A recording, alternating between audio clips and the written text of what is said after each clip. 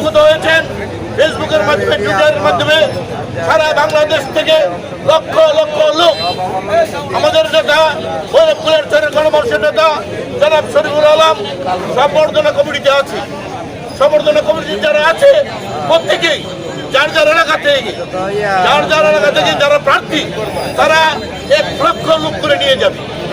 আমরা যেহেতু ঢাকা থেকে একটু দূরবর্তী, আমরা সাংগঠনিক সম্পাদক, বিএনপির প্রার্থী এবং অভ্যর্থনা কমিটির অন্যতম সদস্য শরীফুল আলমের মুখ উজ্জ্বল করার জন্য এবং দলীয় স্পিড গত 17 বছরে মামলা, হামলা, নির্যাতন, গুম, হত্যা সকল কিছু উপেক্ষা করে আমরা যে কষ্ট করে দল করেছি, দলের সামনের যে আকাঙ্ক্ষা, জনগণের যে আমরা জনগণের জন্য যে রাজনীতি করি, জনগণকে কিছু দেওয়ার জন্য, দেওয়ার যে পরিবেশ পরিস্থিতি, এইটা একটা নির্বাচনের মাধ্যমে সম্ভব এবং নির্বাচনে আমাদের প্রার্থী শরীফুল আলমকে জয়ী করে মন্ত্রিত্ব পেতে গেলে আমাদের এখান থেকে কষ্ট করতে হবে।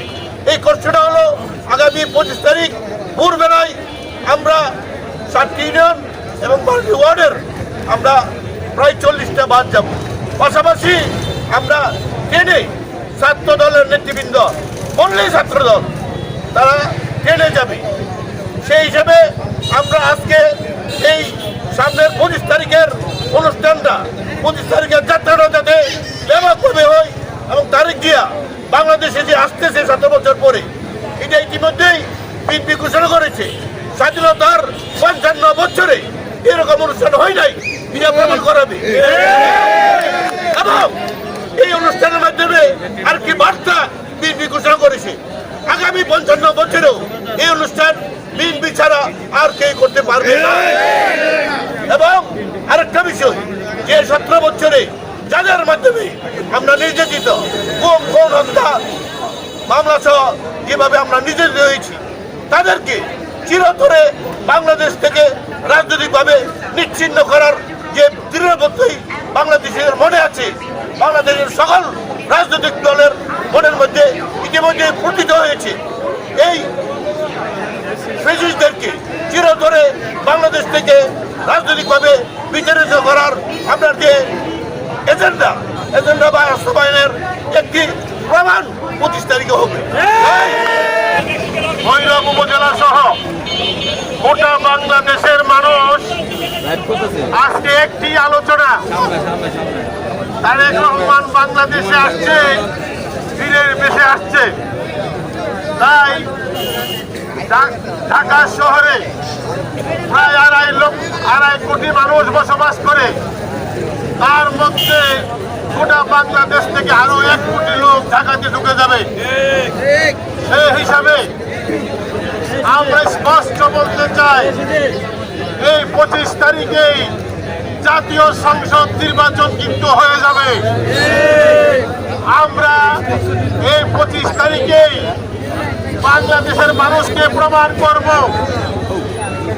বাংলাদেশ জাতীয়বাদী দল, শহীদদের আদেশের করা দল, জাতীয়বাদী দল, এই বিএনপি 17 বছর যাবৎ আমাদের বাংলাদেশের ভৈরব সহ নেতা কর্মীদেরকে অসংখ্য হামলার শিকার হইতে হয়েছে।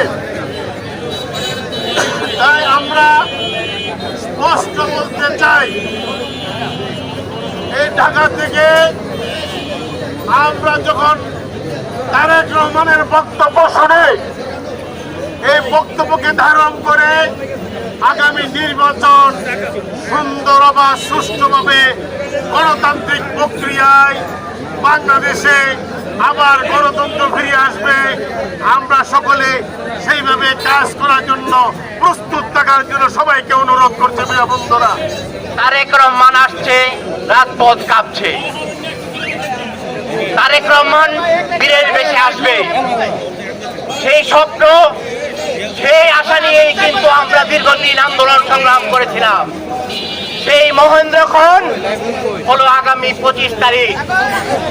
আগামী 25 তারিখ বৃহস্পতিবার তারেক রহমান দুপুর 12টায় বাংলাদেশে পদার্পণ করবেন। তার এই পদার্পণকে স্বদেশ প্রত্যাবর্তন হিসাবে বাংলাদেশে যে গণতন্ত্রের মুক্তি এনেছে তার জন্য স্মরণীয় করে রাখার জন্য আমাদের দল বাংলাদেশ জাতীয়তাবাদী দলের পক্ষ থেকে তাকে একটি বিশাল সংবর্ধনা দেওয়া হবে। তার এই আগমনকে কেন্দ্র করে আমরা সবাই ঢাকার উদ্দেশ্যে রওনা দেব।